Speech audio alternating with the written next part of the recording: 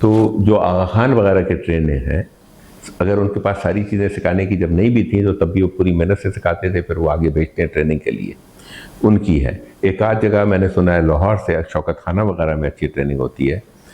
कराची में ज़ियाउद्दीन की आज तक ट्रेनिंग अच्छी है।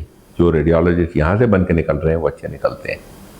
और बाद में मैंने सुना है कि अगर खाली किडनी और इन चीज़ों पर महदूद कर दिया जाए तो SIUT से भी बड़े अच्छे रेडियोलॉजिस्ट निकलते हैं। तो हर जगह के नहीं है। बाकी एवरेज रेडियोलॉजिस्ट तो रन ऑफ द मिल है। जैसे यहाँ MBBS डॉक्टर होता है कि हर आदमी ने MBBS किया, APC लिखनी आती है, लेकिन क्या वो डॉक्टर है? मेरे हिसाब से तो वास्तव को कुछ आती ही नहीं है। अच्छा, बाकी जो अब जो बात है कि क्या किधर की कहाँ करप्शन है कहाँ नहीं है, लेकिन यहाँ मतलब डॉक्टरों के हिसाब से इंसानी जान इन्वॉल्व होती है, फिर इस पर वो जाली मेडिसिन और डॉक्टरों के जाली मशवरे, और इस पर मैं समझता हूँ कि गुफ्तगू करना कोई नहीं, उस पर मेरा छोटा सा कमेंट है और इस पर लोगों की तसल्ली होनी चाहिए, समझ में आना चाहिए। मुल्क की 90% आबादी जो है झूठी, मक्कार, बेईमान है। ठीक, 90% आबादी में बगैर फियर ऑफ कंट्रडिक्शन कह रहा हूँ। बिल्कुल ठीक है। उन्हीं में से आपके डॉक्टर भी निकल कर आ रहे हैं, उसी में से लॉयर निकल कर आ रहे हैं, उसी में से मौलवी निकल कर आ रहे हैं। जो मौलवी है वो मक्कार है, जो डॉक्टर है वो मक्कार है, जो लॉयर है वो मक्कार है। तो उनमें से चंदे की आपको अच्छे मिलेंगे ना। मैं फिर थोड़ा सा रिवर्स जाऊंगा। मैंने आपसे पूछा भी था कि बहुत सारी शख्सियात से आप मिले, प्रोफेशनल्स भी हैं, पॉलिटिशियंस भी होंगे, राइटर भी होंगे, शायर भी होंगे, तो जिन जिंदा लोगों से आप खुद मिले, आपको वो अच्छे लगे या उनका आपकी मेरी जिंदगी में फर्क पड़ा, छाप है या नहीं है? बिल्कुल है। पसंद ऐसे कुछ नाम, कुछ लोगों के छोटे छोटे नाम लेता हूँ। जिस जमाने में मैं सर्जिकल 3 में था मैडम किशवर नाजली के साथ, तो इनकी पहली बेगम कायम अली शाह की, अब तो शायद तीसरी या चौथी है, उनसे 1/3 उम्र की, वो AK बरोही की बहन थी। वो अपने ब्रेस्ट की सर्जरी कराने आई और कैंसर ऐसा वाला था कि उसमें 6 महीने साल से ज़्यादा उनको बचना नहीं था। तो रिक्वायरमेंट ये थी कि ये वाली सर्जरी करो और कोई औरत के अलावा ऑपरेशन थिएटर में मौजूद ना हो। वो पर्दे वाली खातून थी। तो उसमें शर्त ये लगी, तो उसको पता ही चला एनेस्थीसियोलॉजिस्ट वो मिल जाएगी, कोई और मिल जाएगा, तीसरा मिल जाएगा, नर्स मिल जाएगी। लेकिन जो असिस्टेंट था, सईद नाम था उसका, बहुत अच्छा सर्जिकल असिस्टेंट था, सिविल हॉस्पिटल का सबसे अच्छा। मैडम ने कहा, किशवर नाजली ने, कि इसके बगैर तो मैं करूँगी नहीं। तो उन्होंने उसको बुलाया, उससे मिली, उसने कहा कि नहीं बाजी आप फिक्र ना करें, आप हमारी माँ बहन की बराबर है, फला है। फिर उन्होंने देखा इसको एक्सेप्ट कर लिया, तो कहने लगी मैं सोहेल मकबूल के बगैर नहीं करूँगी। तो फिर मुझे उनके घर भेजा गया। ये झील पे हिल पार्क पे बड़ी ऊंची जगह पर इनका महल जैसा घर था, काफ़ी ऊंचाई से पूरा शहर नज़र आता है। मैंने पूरा इंटरव्यू लिया, तो मैंने आखिर को उनको इस बात पर कन्विंस किया कि देखिए हमारे लिए मरीज़ जो है जब वो टेबल पे पड़ा हुआ है तो वो पार्ट ऑफ द वो है एनाटॉमी। हमें अगर ब्रेस्ट नज़र आ रहा है तो ब्रेस्ट नहीं हो तो कैंसर नज़र आ रहा है। और दूसरा ये है कि हर मरीज़, अगर मैं हमेशा कहता था कि डॉक्टर अगर है, आपकी बाप की उम्र का पेशेंट आता है तो बाप की तरह ट्रीट करें, भाई की तरह आता है तो भाई की तरह। तो मैंने कहा कि आप मेरी बुज़ुर्ग हैं या मेरी जो भी है बहन है, तो मैं आपको किसी और नज़र से कैसे देख सकता हूँ? अगर आपको एक्सेप्टेबल है तो मैं आ जाता हूँ, नहीं तो मैडम किशवर नाजली आपकी सर्जरी नहीं करेंगी। तो फिर उन्होंने कहा कि आप कर लें। फिर वो इतनी खुश हुई थी कि जब मैं उनके घर पे उनकी ड्रेसिंग भी करने जाता था, ब्रेस्ट का होता है ना, सर्जरी के बाद भी आपने करनी है, तो मुझसे कहने लगी मैं आपके लिए क्या करूँ? मैंने कहा कुछ ना करें। तो एक दिन उन्होंने कायम अली शाह को बुला के घर पे, अभी शायद मेरा ख्याल है हयात है, हाँ अल्हम्दुलिल्लाह, हाँ, तो उनको भी बैठा दिया। उनका एक बेटा है, अब्बास शायद नाम है, PIA में होता था उस ज़माने में, 12-14 साल का लड़का था ये, वो था। तो ये मतलब गवाह है उसके। तो उन्होंने कहा भाई वो कागज़ ले आए, इनसे इनको दस्तखत करके दे दें। तो मैंने कहा कि कौन सा कागज़, किस चीज़ का दस्तखत? कहने लगे आपको प्लॉट मिल जाएगा, बराए नाम फीस है। मैंने कहा मेरे पास तो पैसे ही नहीं फीस के। कहने लगे वो हम दे देंगे। मैंने कहा वो कैसे मिल जाएगा? कहने लगे ऐसे मिल जाएगा। मैंने कहा चक्कर ये है कि अगर मैं ले लूँगा तो मेरे वालिद साहब पूछेंगे ये कहाँ से आया, ये ईमानदारी से तो नहीं आया, कहीं ना कहीं से हेरा फेरी से आया, मुफ्त में कोई किसी को नहीं देता। उनको एक्सेप्टेबल नहीं होगा, वो एक्सेप्टेबल नहीं होगा तो मैं अपने बाप की नज़रों के सामने हकीर हो जाऊँगा, तो मैं ये नहीं ले रहा हूँ। तो उस पर कहने लगी कि मैं आपके लिए क्या करूँ फिर? मैंने कहा मेरे लिए कदर दुआ करें, अगर कबूल हो जाए। अब मेरा ख्याल है वो दुआ मेरे लिए कबूल हुई। मैंने कहा कि दुआ अल्लाह से ये मांगे कि मैं अपने ज़ाती काम के लिए किसी बंदे के आगे हाथ ना फैलाऊं, अल्लाह दे डायरेक्ट, बाकी सब के लिए मैं सिफारिश लगाने को तैयार हूँ। तो आज तक मैंने अपने काम के लिए किसी से सिफारिश नहीं लगवाई, ना किसी पे अप्रोच किया, और हर काम मेरा हुआ बगैर रुके हुए। इस लिहाज से मैं सोचता हूं, उनकी दुआ काम कर, उनकी दुआ काम करे। तो बड़ा असर हुआ ना आपकी लाइफ। और लोग, शख्सियात, पढ़े लिखे लोग, अदाकार, सदाकार। नहीं तो बाकी जो मिले, जैसे जिस पर्सनालिटी ने मुझे उनके साथ बड़ी मज़े से दोस्ती हुई। हमारे शहर में गुलगुला उठा कि जी यूसी साहब आए हुए हैं। ओहो, उस ज़माने में उनकी वाइफ को इंतकाल को शायद 4-4.5 साल हो चुके थे, कोई फंक्शन नहीं अटेंड किया था। उन्होंने मना कर दिया था कि अब बीवी के मरने के बाद मैं कोई फंक्शन नहीं अटेंड करूँगा। पता नहीं किसी तरह लॉस एंजल्स वालों ने उनका वो रोज़ा तोड़वा दिया। फिर ये आगे अपनी बेटी सीमा के यहाँ, उनसे हमारी कोई ऐसी दोस्ती वोस्ती नहीं थी। तो वहाँ एक बड़ी अच्छी ट्रेडिशन थी कि कोई भी जो लोग रह रहे हैं, अगर उनके पेरेंट्स आए तो आप उनकी दावत कर दें इस बहाने से।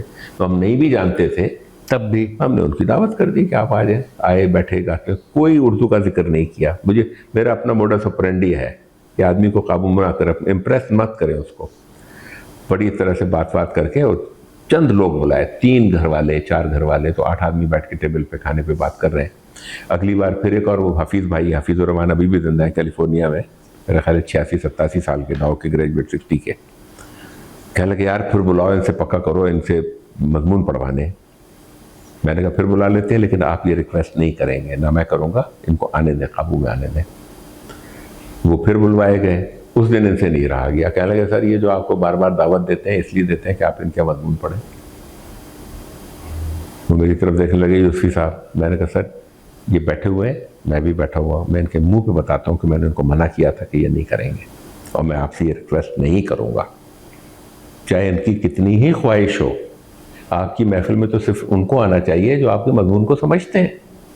तो ये शायद उनके बात दिल को लगी। उनकी बेटी ने फिर हम अपने घर में हमारी दावत की, फिर यूसी साहब ने मुझसे थोड़ी सी बात की। तो मैंने ऐसे कहा, मैंने कहा मैं आपको नहीं बुला रहा, ना कुछ अरेंज कर रहा हूँ, ये सब कुछ मुझ में सलाहियत है लेकिन नहीं। कहने लगे नहीं मैं ऐसी जगह जाऊँ तो ऐसी। मैंने कहा तो क्यों जाना चाहते हैं? कहने लगे अब होता ही है कि जिन लोगों ने मेरी किताब पढ़ी है, मैं पहला लफ्ज़ या पहला जुमला पढ़ूँ तो हंसने लगते हैं। कुछ लोग पूरा जुमला सुन के समझ के फिर हंसते हैं, बाकी लोग कोनी मार के पूछते हैं किस बात पे, तो तालियां बजाते हैं। तो मुझे वो मजमा नहीं चाहिए। तो मैंने ऐसे हंस के कहा, मैंने कहा अगर आपको पहली वाली वैरायटी के कुछ लोग जमा कर दूं तो कितने लोगों के बीच में आप महफिल में पढ़ने को तैयार होंगे? कहने लगे ऐसे कम से कम 25-50 तो निकल आए। मैंने कहा फिर आप पढ़ेंगे? कहने लगे बिल्कुल। मैंने भाई जितने मेरे दोस्त थे और पूरे मुल्क से बाई इन्विटेशन जमा किए, 67 हुए। उनमें 1-2 तजुर्बे बड़े मज़े के हुए। तो उनको सेलेक्ट कैसे करें? तो जैसे ही पता चला कि यूसी साहब आ रहे हैं, तो वहाँ रिवाज ये था कि कोई भी फंक्शन करें तो खाना भी खिलाते हैं, हॉल भी लेते हैं। तो उस पर लोग आप टिकट लगा देते हैं, कम से कम $100-50 का होता है। मैंने एक भी पैसा किसी से नहीं लिया, ना खाने के ना हॉल के। तो अब जो लोगों को पता चला कि यूसी साहब का फंक्शन हो रहा है, तो वो इश्तिहार के चक्कर में और उसके कि कहाँ से पैसे मिलेंगे, कहाँ से टिकट मिलेगा, तो बास का फ़ोन आया कि सर वो आपके यहाँ वो आ रहे हैं तो हम उनको स्पॉन्सर कर देंगे। मैंने कहा इसमें तो स्पॉन्सर करने की ज़रूरत ही नहीं है। कहने लगे वो तो हम आना चाहते थे, हमारा फंक्शन में आते हैं, मुझसे बुजुर्ग थे। मैं कहा आप ज़रूर तशरीफ़ लाइएगा, बस ये है कि उसमें आप क्वालिफाई करें आने के लिए। कहने लगे उसका क्या मतलब है? मैंने कहा मैंने कुछ सवाल बनाए हुए, आप उनमें से 5 में से 3 सवाल के जवाब भी दे दें तो आप आ सकते हैं। तो हंसे, कहने लगे आप मेरा मजाक उड़ा रहे हैं। मैं कहा नहीं, मैंने कहा सवाल तो पूछ लें। कहने लगे ऐसे क्या सवाल? मैंने कहा पहला सवाल ये है कि क्या आपने मुश्ताक अहमद विसी को ठीक से पढ़ा है? अगर पढ़ा ही नहीं तो क्या करने आ रहे हैं आप? कहने लगे पढ़ा है। मैंने कहा दूसरा कहाँ पढ़ा है? दूसरा कुछ बता दिया। मैंने कहा तीसरा ही बताया जिसने भी पढ़ा हुआ होता है। बल्कि मैंने मीर फसीउल्लाह से भी कहा, उन्होंने भी कोट कर दिए 2-3। वो कोई ना कोई उनका जुमला, कोई ना कोई चीज़ उसको कोट कर देगा। यूसी साहब के लिखने का कमाल ये है कि जिसने पढ़ा है कुछ ना कुछ कोट कर देगा। तो जिसने कोट नहीं किया, तो मैंने पर्सनली सबके इंटरव्यू लिए, हर शख्स के। जब सेलेक्ट कर लिए सबकी दफ मारते रहे। फिर यूसी साहब को बताया। मैंने कहा सर ये है, अब आप हुक्म कीजिए क्या करें। तो चले भाई फिर हम आ जाएंगे। तो जब ये आए तो उन्होंने आती शर्त लगा दी 3 चीज़। कहने लगे कि मेरे फंक्शन में कोई टिकट नहीं लगाया जाएगा, मतलब जो आ रहे हैं पढ़े लिखे लोग आ रहे हैं उन पर जुर्माना नहीं होना चाहिए। मैं कहा ठीक है। दूसरा ये कि मेरे मुताल्लिक कोई बात नहीं की जाएगी, और तीसरी कुछ और थी। तो जब मेरे बोलने का वक्त है ना, शुरू में वो की तिलावत हो गई, फिर फना हुआ, तो कि यूसी साहब ने मजमून पढ़ना है। तो मैंने कहा यूसी साहब ने शर्त ये लगाई थी कि वो मजमून पढ़ेंगे तो कोई और नहीं बोलेगा, उसमें से 3 शर्तें थी, इसमें से एक शर्त मुझे एक्सेप्टेबल नहीं है, और उसके बाद यूसी साहब की मर्जी है मजमून पढ़े या ना पढ़े। वो शर्त ये थी कि मेरे मुताल्लिक कोई गुफ्तगू नहीं की जाएगी। मैंने कहा ये मेरी स्पेशलिटी है, इसके बगैर मैं रहूँगा नहीं। मैं शुरू करूँगा कि इनके दादा कहाँ से थे, दादी कहाँ से थी, नानी कहाँ से थी, नाना कहाँ से थे। ये मारवाड़ी ज़बान वाले थे, ये उर्दू स्पीकिंग नहीं थे। बताया जब वो बताया, फिर ये कि इनका मशहूर है कि वो टोंक के थे, टोंक में रहे, लेकिन ये थे ओरिजिनली जयपुर के। जयपुर के भी करीब एक जगह है झुंझुनू, उसके पास के, वो इनको बताया। तो वो सारी चीज़ें उनको बताई मैंने जानबूझ के। मेरा कोई वो 48 मिनट का लेक्चर था, लेकिन मैंने 40 मिनट में 38 मिनट में ख़त्म कर दिया था। स्लाइड्स बनाई थी, तो इनकी 4 किताबें उस ज़माने में आई थी, तो उसमें से जुमलों को लेकर उसकी अपने बेटे से स्लाइड बनवाई, उसको मैं प्रोजेक्ट करवाता था, और फिर मैं इंटरैक्टिव रख लिया इन मजमे को इन्वॉल्व करने के लिए। मैंने जैसे उसमें लगाया कि ये लिखा हुआ है पलट कर झपटना, झपट कर पलटना, ये क्या है? मैंने ये नहीं कहा कि आप जवाब दें, मैंने कहा वो लोग हाथ उठा दें जिनको ये पता है। तो मजमे से 15 आदमी ने उठा दिया। अल्लामा इकबाल की शेर का हिस्सा है, लहू गर्म रखने का एक बहाना। मैंने कहा दूसरा शेर लगाया, उसका एक मिसरा लगा हुआ था, मुंह फेर कर उधर को इधर को बढ़ा कर हाथ। मैंने कहा ये कितना है? एक हाथ उठा। मैंने कहा किसका है? क्या लगा शायर का तो नाम नहीं मालूम, लेकिन दूसरा मिसरा मुझे पता है। तो मैंने कहा ये रामपुरी जेलर थे एक, उनका शेर है कि देना वो उसका सागर मैं, याद है निज़ाम रामपुरी का। देना वो उसका सागर मैं, याद है निज़ाम, मुँह फेर कर उधर को इधर को बढ़ा के हाथ। तो इस तरह से वो किया। तो जब वो इंटरेक्टिव हुआ तो लोग बेइंतहा इन्वॉल्व हुए। इनके मुतालिक मैंने पूरी गुफ्तगू की, कौन है, कहाँ पर है, इनकी किताबों के मुतालिक तो की। फिर ये बोले तो ये कहते थे कि मैं एक बार जब बोलता हूँ तो मैं ब्रेक नहीं लेता, मुझे पानी पिलाना है, बाथरूम भेजना है, फलां करना है, सब कुछ करना है, और मैं खाने के लिए नहीं रुकूंगा। मैं कहा ठीक है, एक्सेप्टेबल। ये बोल लिए 40-45 मिनट के बाद मैंने कहा अब तो ख़त्म हो गया, खाना भी थोड़ा सा खाने ये एहतियात करते थे। फिर खा ली। उसके बाद मैंने फिर रिक्वेस्ट की, मैं एक बार इन्होंने फिर पढ़ा। तो ये इनका एक्सेप्शन था कि एक ही महफिल में 2 सेशन में हमारे यहाँ इन्होंने पढ़ के सुनाया। मतलब इस शख्सियत के साथ फिर आपका तो ताल्लुक़ मेरा ख्याल है आखिरी दम तक रहा। और फिर तो ऐसा रहा कि इनके यहाँ जाने के लिए मुझे किसी इजाज़त की ज़रूरत नहीं थी, न सिर्फ बल्कि किसी को साथ ले जाने की भी इजाज़त थी। फिर जिसको कहते हैं, जैसे फजल कलवानी साहब ने कहा यार मुझे उनसे मिलना है, मैंने कहा जब बोलो। मैं एहतियातन सिर्फ ये करता था, इनकी बेटा रहता है यहाँ पर, बहू वसीमा, तो डॉक्टर वसीमा को फ़ोन कर लिया। मैंने कहा बाबा कहलाते हैं, मैंने कहा बाबा से पूछ लें। कहने लगे आपको तो पता है, आपको कुछ नहीं कहेंगे, आप 1 लाएँ या 4 लाएँ। मैंने कहा लेकिन फिर भी बता दें।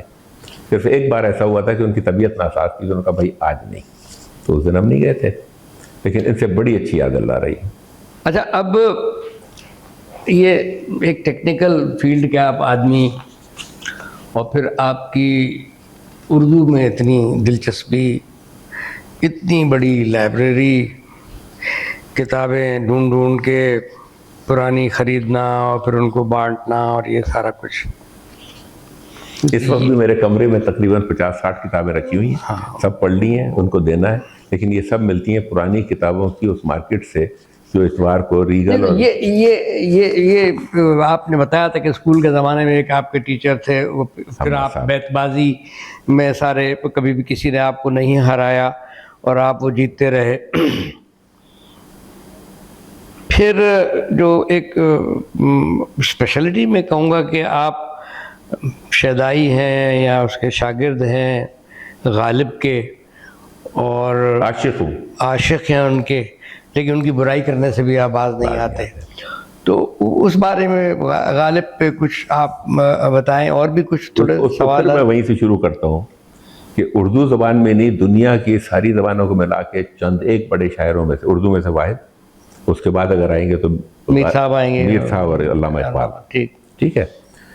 लेकिन इनसे बड़ा शायर कोई भी नहीं। लेकिन जो उनकी शख्सियत थी इतनी कॉम्प्लिकेटेड, गंभीर, मल्टी फैसेटेड थी कि जब आप उसको कंपेयर करें और लोगों को मैं बताऊं मिसाल के तौर पे ये कहा जाए कि जी उनके जो किस्से मशहूर हैं जो लिखे हुए हैं कि जी उनका दोस्त आया, उनका वो फटा हुआ वो जो था तो इन्होंने अपना उठा के फरगल जो था ऊनी या फला सर्दी में उसको पहना दिया, तो उनकी नेचर में ये था, उसको दे दिया। कहीं कुछ और भी हुआ। लेकिन दूसरी तरफ ये भी आलम था कि ये इन्होंने जिस तरह के खतूत मदद मांगने के लिए नवाब रामपुर के यहाँ लिखते थे तो आप उसमें नज़र आ जाएगा। ख़राबी ये थी, जो मैं लफ्ज़ इस्तेमाल करता हूँ, कि सिर्फ इनके दादा और चचा को छोड़कर बाकी सब निकट्टू थे, कोई काम करना ही नहीं चाहता था। दादा ने काम कर लिया, वो किसी के साथ यहाँ पे, उसके बाद जो चचा था वो अलवर के राजा के साथ लड़ता हुआ मारा गया, तो उसकी वजह से मिल गई। तो गालिब 28 साल की उम्र में दिल्ली से कलकत्ता घोड़े पे, कश्ती पे, फला घोड़े पे चल के गए। यानी यकीन आएगा आपको, सैकड़ों मील इस आदमी ने, कि वहाँ से जाके वो पेंशन में वागुजार करा लूँ जो उनके मरने के बाद मुझे मिलनी चाहिए थी, नहीं मिली। क्योंकि जो चचा था उसकी बीवी भी थी, एक बच्चा भी था, उसकी ज़िंदगी में दोनों मर गए थे।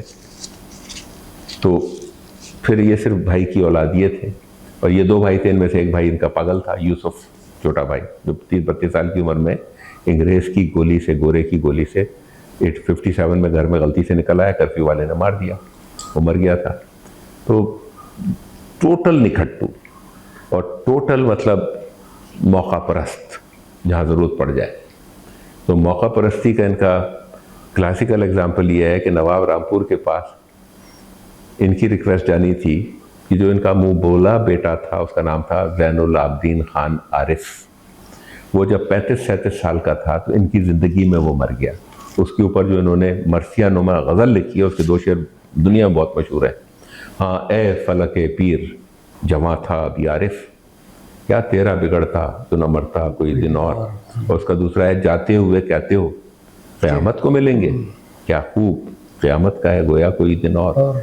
तो उसके बेटे की, उसके 2 बेटे थे, उनमें से एक की शादी के वक्त जब पैसों की ज़रूरत थी तो उसी वक्त किसी और को भी पैसे की ज़रूरत थी, और वो कौन और था। जब गालिब इतनी बड़ी चीज़ नहीं थे तो इनसे 8 साल बड़े मुफ्ती सदरुद्दीन आजुर्दा जो थे, न सिर्फ ये कि मुसलमानों के हिसाब से मुफ्ती और चीफ जज थे, अंग्रेज़ ने भी उनको वहाँ पर चीफ जज लगाया हुआ था दिल्ली में। उनके साथ भी यही गज़ब था कि उनकी भी कोई औलाद नहीं थी, उनकी भी साली का बेटा था। उन्होंने भी रिक्वेस्ट भेजी नवाब रामपुर को, इन्होंने भी रिक्वेस्ट भेजी कि मेरे बच्चे की, बजट वहाँ महदूद था। उसकी अंदर की खबर दी दाग ने गालिब को, और दाग और गालिब का क्या रिश्ता था? ये वही रिश्ता है जो डिप्टी नज़ीर अहमद का किससे है, कभी मैं भूल जाता हूँ, फूफा और भतीजे का। दाग के फूफा थे ये गालिब जी, लेकिन सगे नहीं। गालिब दाग के अब्बा के, क्या हम असर कह सकते हैं उनको? नहीं, ये जूनियर थे। दाग की पैदाइश है सन 31 की, 1831 की। गालिब की पैदाइश है एंड ऑफ 97 की, तो 2 साल वो और 31, तो 33 साल छोटे थे। लेकिन गालिब जब मशहूर हो चुके थे तो दाग को तो कोई नहीं जानता था, लेकिन गालिब की ज़िंदगी में दाग भी मशहूर होना शुरू हो गए थे।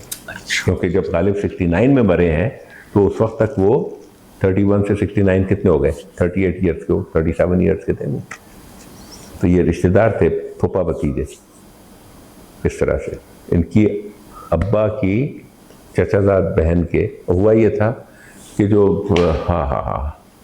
ताक के जो अब्बा थे वो बड़े मजे के थे, नवाब शमसुद्दीन खान।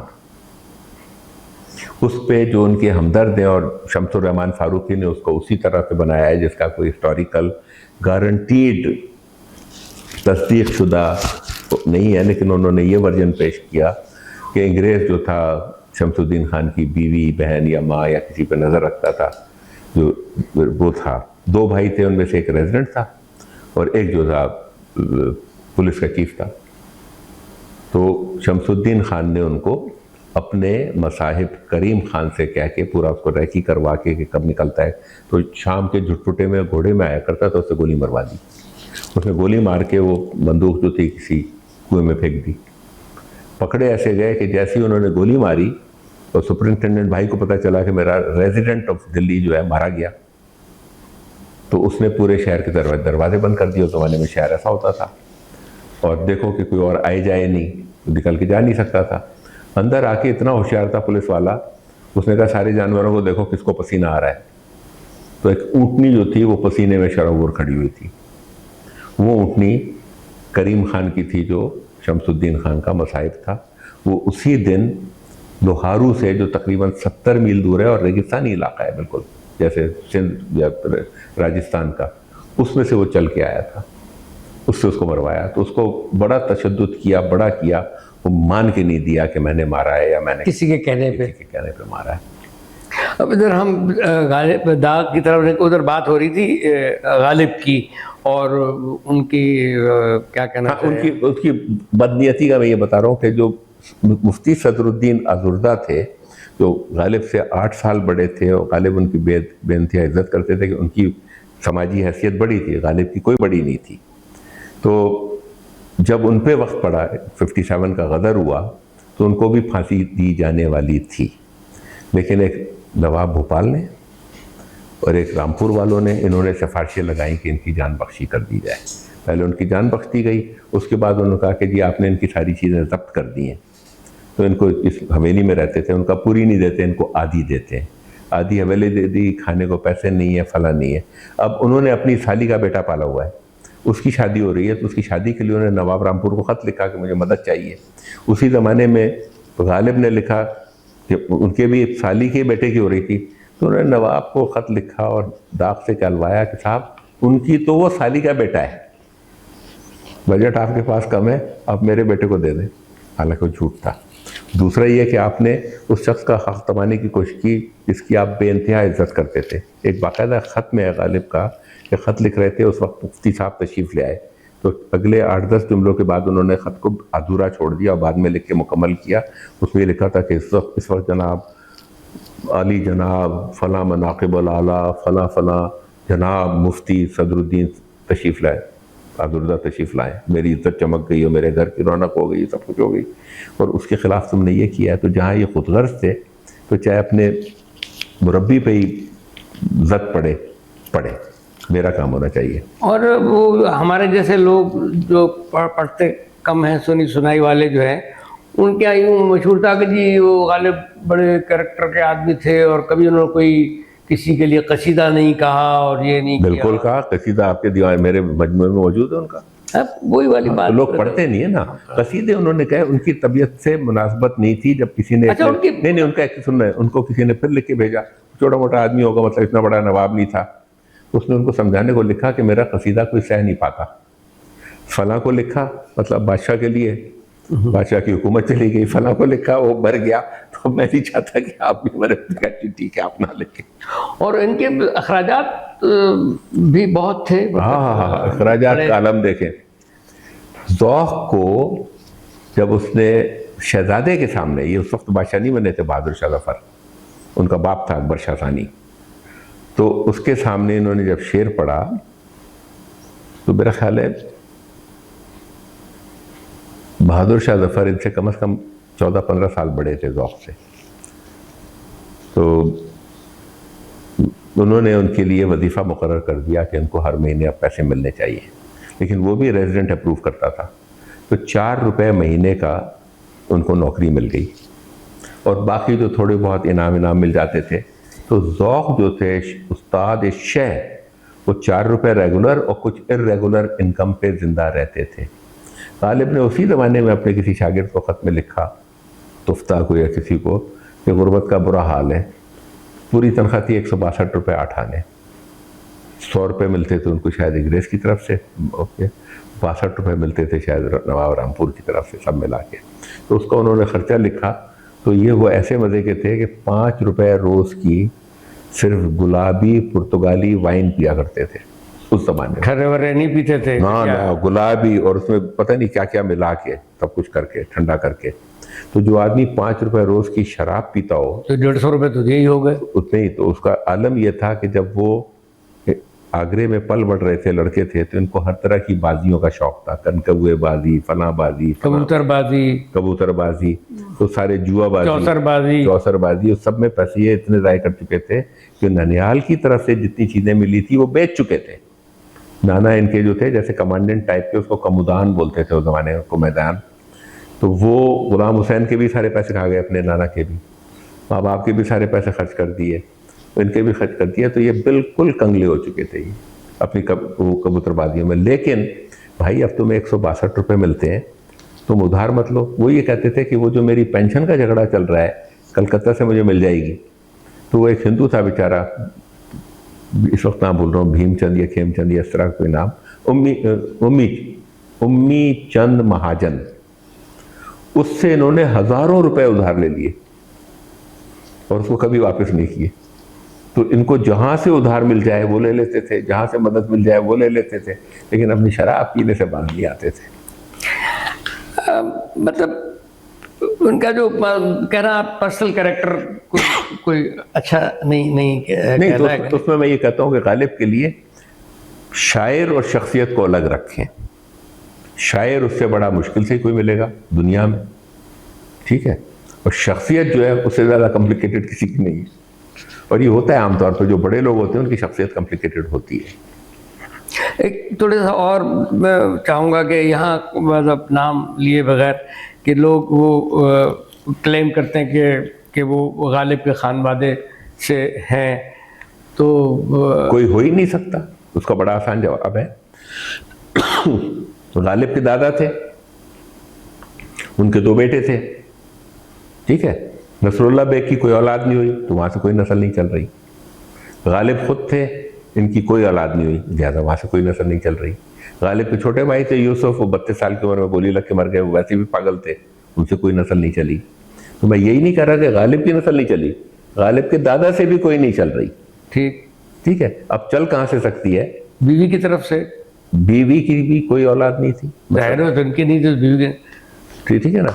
तो इनकी बहन की तरफ से निकल सकती है, इनके मामू की तरफ से निकल सकती है, इनके किसी और की तरफ से निकल सकती है। तो ये सारे लोग जो है सबा अकबराबादी, राना अकबराबादी, कोई इधर से निकालेगा वहाँ तक पहुँच जाएगा, कोई इधर से निकालेगा वहाँ तक। गालिब तक किसी की मजाल नहीं कि ये पहुँच जाए, या गालिब के बाप या दादा तक पहुँच जाए। हाँ, काफ़ी बातें आपसे हुई। अब थोड़ी सी और नीचे आते हैं, उस पर आपने मजमून भी लिखा है, गालिब जो सीरियल बना उस पर आप कुछ नहीं, तो वो तो मैंने मजमून में लिख दिया। उसका खुलासा यही था कि मैंने जिक्र तो सुना था कि गुलजार हैं, उन्होंने उस पर फिल्म भी बनाई है, देखने का मौका नहीं मिला था। मैं अफ्रीका के ट्रिप पे गया, उस दिन आराम करना था, मेरे साले ने वो ट्रिप वो लगा दिया। तो शुरू में उसकी कोई 8 किस्तें हैं, जो 4 किस्तों तक वो आती रही और उसमें कोई और पहले नहीं आता, उसमें सिर्फ याद आता था कि हिदायत और फला, तो उसमें गुलजार का नाम। 5वीं पे उन्होंने लिखा तहकीक और जुस्तजू और पता नहीं क्या, तो उसमें कैफी आदमी का भी नाम आ गया। एन उस वक्त जब उन्होंने ऐड किया है तो कैफी आदमी हाफ ऑफ द बॉडी के साथ पैरालाइज्ड अपने गांव मजमा में पड़े हुए थे, कम से कम 6 महीने से। बोल नहीं सकते थे, कोई उनकी बात नहीं समझ सकता, सीधे हाथ में उनके लकवा वो था, उस पर वो लिख नहीं सकते थे। तो वो कहाँ से तहकीक वो करेगा भाई? तो जब मैंने वो पढ़ा तो फिर मैंने लिखा कि ये सारी चीज़ें जो हैं ये गलत हैं। और उसमें उस फिल्म में जो उन्होंने गलतियाँ की हैं, उसकी चीदा गलतियाँ मैंने अपने मजमून में लिख दी। थोड़ी सी बताएं ना आप। बड़े मज़े किए। मिसाल के तौर पे उन्होंने कुछ ऐसा एज में गड़बड़ दिखाई। एक जगह ये दिखाया कि गालिब को कहीं वो पैसे लेते देते किसी के थ्रू कर रहे हैं, वो मुमकिन ही नहीं है। और दूसरी तरफ से उन्होंने दिखाया कि वो जो उनकी डोमनी थी, तो उसके बाहर, घर के बाहर पठान जो है खड़े होकर रबाब बजा रहा है। अरे भाई, डोमनी के पास अपने गाने बजाने वाले बड़े होते हैं, गालिब को वहाँ रुबाब बजवाने के लिए पठान को 1818 में बुलाने की ज़रूरत नहीं थी। और भी इस तरह की कई गलतियाँ उसमें, तो वो मैंने सारी हाईलाइट की थी। जब वो मजमून गुलजार ने पढ़ा, फिर उनका फ़ोन मेरे पास आया, कहाँ से उन्होंने लिया, उन्होंने इकबाल नज़र के मैगजीन में छपा था, उनसे जो पूछा, कोलाज छापते हैं। कोलाज जो छापते हैं। तो मैं अपनी बीवी को छोड़ने के लिए अस्पताल जा रहा था, उस जमाने मैं भी काम करता था, मुझे अपने अस्पताल जाना था, तो उनका फ़ोन आया। इंतहाई साफ सुथरी उर्दू है, मतलब टिपिकल अहले ज़बान के लहजे के साथ। क्या डॉक्टर सुहेल मकबूल साहब से गुफ्तगू हो सकती है? मैं कहा जी इरशाद कौन सा फरमा रहे हैं? कहने लगे कि नहीं, अगर आप बिज़ी हैं क्योंकि इस वक्त आप अस्पताल की तरफ जाते हैं अपनी बेगम को छोड़ते हुए, तो मैं बाद में भी आपको तकलीफ़ दे सकता हूँ। मैंने कहा आप बोल कौन रहे हैं? कहने लगे मैं गुलजार अर्ज़ कर रहा हूँ। मैंने कहा इनके नाम का मुकम्मल तर्जुमा है कंप्लीट, मुकम्मल। मैं कहा आप संपूर्ण सिंह कालरा साहब बात कर रहे हैं? बड़ा खुश हुआ, कह के जी। मैं कहा सत श्री अकाल। कहता है जी मैं सिर्फ उर्दू में बात करता हूँ। मैं कहा बताइए। कहने लगे काश मैंने आपका मजमून पहले पढ़ लिया होता तो मैं ये गलतियाँ नहीं करता। फिर इनसे बात हुई तो कहने लगे आप जब भी आएँ बॉम्बे आप मेरे पास आइए, मेरे पास रहिए। मैंने इनको ऑफ़र किया कि आप मेरे पास आइए, मेरे पास रहिए, तो कहने लगे मैं कभी भी किसी के घर में जाके नहीं रहता। हालांकि मैंने मजमून में कहीं लग दिया कि उन्होंने मेरी दावत एक्सेप्ट कर ली थी। जब वो मजमून उन्होंने पढ़ा, उन्होंने फिर बताया कि डॉक्टर साहब मैंने तो आपको बताया था कि मैं कभी भी किसी के, मैं अलावा सफ़ेद कुर्ते पजामे के कुछ नहीं पहनता और कभी किसी घर में जाके नहीं रहता। ये भी अपना, अभी मेरा ख्याल है अभी जिंदा है, अभी 88 हाँ माशाल्लाह 87-88 साल के हैं कम से कम मेरे हिसाब उनकी वॉइस क्वालिटी भी बड़ी, और उनका बड़ा कंट्रीब्यूशन है। हमने तो बाद में पता चला कि फिल्में भी बनाई हैं, गाने तो खैर लिखे ही हैं इन्होंने, अफसाने लिखे हैं, फिल्में बनाई हैं, म्यूजिक में इनको वो जो सबसे बड़ा अवार्ड होता है क्या कहते हैं उसको, ऑस्कर, उनको मिल चुका है। तो दैया दैया वाले पे सुनिए, दैया दैया हुई है। तो इनको ये है। और ये मजे की बात, ये दीना जेलम के रहे हुए हैं और 8-9 साल की उम्र में यहाँ से निकले थे, लेकिन अपने उस्ताद को याद करते हैं। बल्कि जो मजमून लिखा तो कहने लगे कि सुहेल मकबूल साहब ने मुझे कान से पकड़ के ऐसे ही उठा दिया जैसे वो मेरे टीचर उठाया करते थे। नहीं बहुत ही महबूब आदमी है। तो चले, बातें तो और भी बहुत हो सकती थी, वक्त की तलवार तो बहरहाल लटकती रहती है। कुछ आप अपने तौर पे कुछ कहना चाहें, कोई डॉक्टरों को, दोस्तों को, आम लोगों को? छोटे सा मुझे शिकायत या मशवरा जो है वो ये है कि जो चीज़ जिस चीज़ का होता है उसका तो स्पेशलिस्ट बन जाता है। कोई आई का स्पेशलिस्ट है तो आई का बन गया, कोई इंजीनियर है तो कंप्यूटर का बन गया, कोई मैकेनिक है तो मैकेनिक कर रहा है। ये लोग फाइन आर्ट्स की तरफ क्यों नहीं इंटरेस्ट लेते? ये आपको ज़िंदगी को आसान कर देती है, बोर नहीं होने देती। कुछ भी पढ़ें, नसर पढ़ें, नज़म पढ़ें। मैं लिखने को नहीं कहता, मैं शेर से इतना डरता हूँ कि अगर मैं अच्छा शेर नहीं कह सकता तो मुझे शेर कहने का हक नहीं है। मैंने आज तक अच्छे शेर नहीं कहे, मैंने हमेशा पैरोडीज़ कही हैं और वो ठीक ठाक बन जाती हैं। लेकिन लोग पता नहीं क्यों नहीं। अच्छा, दूसरा ये कि पढ़ने का शौक़ ख़त्म हो गया है, किताब बिकती ही नहीं है, और अगर कोई आपको दे भी दे, आपसे कोई ले भी जाए तो पढ़ते नहीं है। मैं हमेशा देने वाले से कह देता हूँ कि मैं सवाल पूछूंगा आपने पढ़ा या नहीं पढ़ा, वो नहीं पढ़ते। आपने तो कई बार जिक्र किया है ना कि जब आप पुरानी किताबें इतवार के रोज़ सुबह जब कराची में होते हैं तो रीगल सिनेमा के, पुरानी रीगल सिनेमा के इलाके में पुरानी किताबें मिलती हैं, उसमें लोगों के ऑटोग्राफ दिए हुए होते हैं। बिल्कुल, वो भी वहाँ रद्दी में चीज़ बिक रही होती है। मेरे पास है वो वाली किताबें, आज भी मेरे कमरे में रखी हुई। और अफसोस होता है कि उन्होंने उनकी नज़र की, उन्होंने उठा के उसको कूड़े पे रख दिया, कूड़े वाला उठा के ले जाके सदर में बेच के आ रहा है। बल्कि मेरा ख्याल है मैं अपनी सारी किताबें आपके ऑफिस में रखवा दूंगा अभी जो यहाँ पर है। नहीं, हम रखने को तैयार है। तो चले, एक अच्छी नशस्त रही, ज़रूरत पड़ी तो शायद एक आध नशस्त हम और कर लें बस। लेकिन शायरी मैंने नहीं की, मजमून 1-2 ही लिखे, 2-3 लिखे। एक मैंने कुर्रतुल ऐन हैदर पे लिखा है, वो है। मैं वो जो आपको याद दिलाना चाह रहा था ना, उसमें मैं ये चाह रहा था कि ये तस्करे, मतलब जैसे कोई छोटी हैसियत, कोई शख्सियत तो नहीं थी, तो इस तरह की शख्सियत, जैसे अब आपने बात निकाली तो ठीक है, नो प्रॉब्लम, आप कुर्रत के बारे में बात कीजिए। वो मुलाकात कैसी रही, वो कैसी थी? उनका जवाब नहीं। मेरे हिसाब से उर्दू लिखने वालों में, नसर में, मर्द और औरतें सबको मिला के अगर पहले 5 लिए जाएं तो बिलाशुबा वो उसमें आएंगी। असमत भी आएंगी। कौन? असमत चगताई भी आएंगी।